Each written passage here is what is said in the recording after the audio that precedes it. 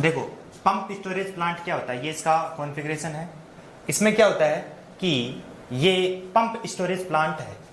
इसमें अपन क्या करते हैं, अपस्ट्रीम, यहाँ पर एक अपस्ट्रीम, ये जहाँ पर यानी कहने का मतलब हाइड्रो पावर प्लांट और पंप स्टोरेज पावर प्लांट किस रूप में हम काम में लेंगे, इनको हम काम में लेंगे किस रूप में, बोलो कि इनका प्रिंसिपल क्या होता है, हम जो वाटर है उसको क्या कर लेते हैं, स्टोर कर लेते हैं। अब स्टोर करने के बाद में किसमें, पंप स्टोरेज और हाइड्रो पावर प्लांट में।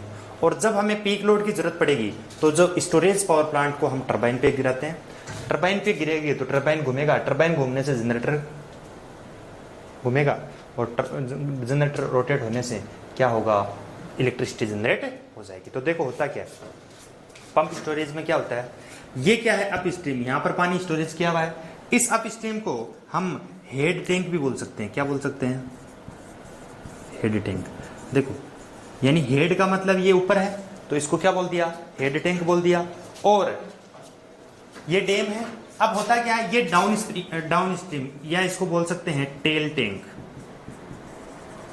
ठीक है, ये सर की जगह है, ये पूंछ की जगह, तो ये हेड टैंक और ये टेल टैंक। अब होता क्या है, जैसे ही पीक लोड टाइम, यदि पीक लोड बढ़ा, अब ये सप्लाई दे रहा था थर्मल पावर प्लांट, इन लोड को क्या कर रहा था, बेस लोड पावर प्लांट चल रहा था, कोई दिक्कत नहीं है।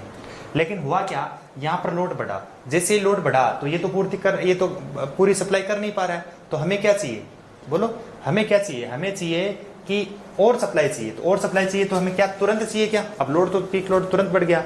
तो ये जो है इसके द्वारा, पंप स्टोरेज पावर प्लांट के द्वारा जो बाकी बचा हुआ लोड है उसको मीट करने के लिए, उसको सप्लाई करने के लिए हमें पंप स्टोरेज पावर प्लांट का काम में लेते हैं। तो देखो कैसे एक्स्ट्रा एनर्जी जनरेट करनी है, कैसे, ये अप स्ट्रीम है, ये यहाँ पर अप स्ट्रीम से यहाँ से पानी गिराया जाता है। अब ऊंचाई से पानी गिराएगा टरबाइन पर, तो टरबाइन घूमेगा ना यार। तो ये किसके थ्रू आता है, पेन स्टोक के थ्रू आता है। ठीक है, पेन स्टोक का काम देखेंगे जब हाइड्रो पावर प्लांट क्या होता है कि एक तो हमरिंग इफेक्ट को रोकता है, ठीक है, और यहाँ पर सर्ज टैंक में भी स्टोरेज के लिए काम में लिया जाता है, वो हम देखेंगे उसमें। लेकिन पेन स्टॉक से पानी आया, ये गवर्नर वाल्व से अपन क्या कर लेते हैं, पानी के बहाव को जो है ना, फ्लो को क्या कर देते हैं, कंट्रोल कर लेते हैं, और हम किस पे गिराते हैं, टरबाइन पे। अब टरबाइन पे गिरेगा, टरबाइन में तो पानी रहेगा नहीं, तो वो पानी क्या नीचे टेल रिंग डाउन स्ट्रीम रहता है, उसके अंदर स्टोर होता रहता है, घूमता रहता है, पानी इसमें आता रहता है, इसमें ये घूमता रहता है। जैसे ही ये घुमा तो जनरेटर क्या हुआ, ये घुमा तो ये जनरेटर जनरेट करेगा इलेक्ट्रिसिटी, और क्या हो जाएगा, जो एक्स्ट्रा लोड है उसको क्या कर देगा, मीट कर देगा। अब देखो ये जनरेटर टरबाइन है, ये क्या है, दैट मीन्स इसको पंप स्टोरेज जब काम करता है, यानी पीक लोड पीरियड में, पीक लोड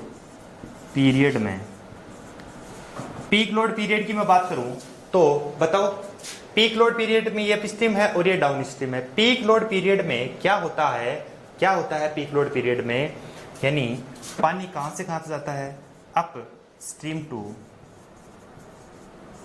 डाउन स्ट्रीम।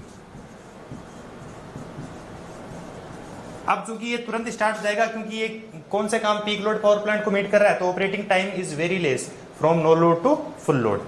अब देखो होता क्या है, एंड इस कंडीशन में water stored in down stream, किसमें, इस डाउन स्ट्रीम में वाटर स्टोर होता रहता है।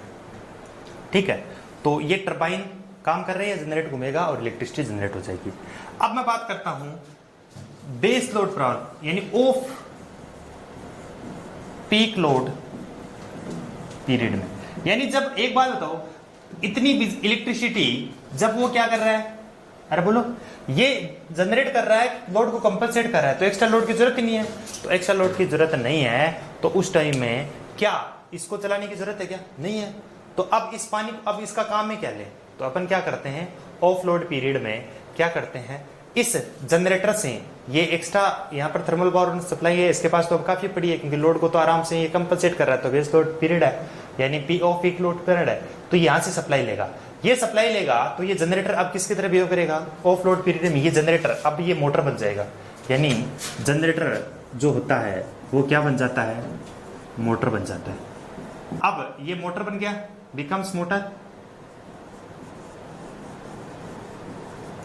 ये जनरेटर है वो किसमें बना, बिकम्स मोटर। ये जैसे ही मोटर बना, यानी जनरेटर बिकम्स मोटर, जैसे ही ये मोटर बना तो ये टरबाइन कैसा किस तरह व्यवहार करेगा। अब टरबाइन पहले तो घुमाने का काम कर रहा था, अब ये टरबाइन क्या करेगा, इस पानी को वापस ऊपर चढ़ाने के काम में आएगा। जो चीज पानी को ऊपर चढ़ाएगी तो वो किसका काम है, पंप का। तो अब टरबाइन ये पंप की तरह काम करने लग जाए, किस तरह से, पंप की तरह। तो इस तरह से जब ये काम करेगा तो डाउन स्ट्रीम से पानी कहाँ चला जाएगा, वापस अप स्ट्रीम में। तो डाउन स्ट्रीम से पानी कहाँ चला जाएगा, अप स्ट्रीम में चला जाएगा। अब जैसे ही अप स्ट्रीम में गया तो क्या होगा बताओ, डाउन स्ट्रीम से पानी अप स्ट्रीम में चला गया तो यहां पर क्या, फिर से वापस स्टोरेज हो गया। समझ में आ रहा है बात।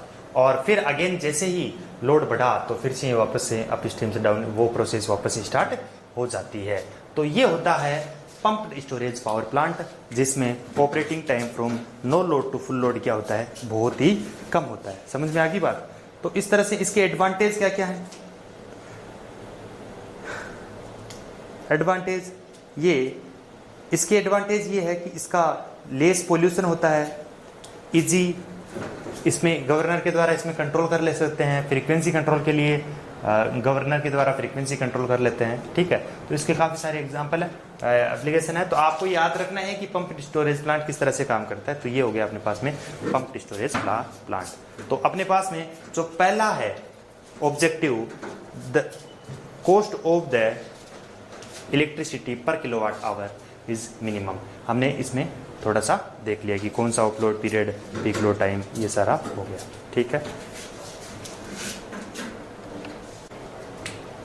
अब दूसरे ऑब्जेक्टिव की बात करते हैं। पहला ऑब्जेक्टिव हो गया, दूसरे ऑब्जेक्टिव की बात करते हैं। दूसरा काम क्या है, दूसरा ऑब्जेक्टिव ये है कि एक बात बताओ, हर एक जो कंज्यूमर है उसके इंस्ट्रूमेंट 230 वोल्टेज पे 220 से 240 वोल्ट तक वो सप्लाई चाहेगा, क्योंकि सारे के सारे इंस्ट्रूमेंट प्रॉपर तरीके से वोल्टेज पे काम करेंगे। तो दूसरा काम, और फ्रीक्वेंसी 50 हर्ट्ज होनी चाहिए। ऐसा नहीं कि यहाँ वाले 50 हर्ट्ज आ रही है और बगल में कितनी 48 हर्ट्ज आ रही है, ऐसा कुछ भी नहीं होता। तो एक rated voltage and rated supply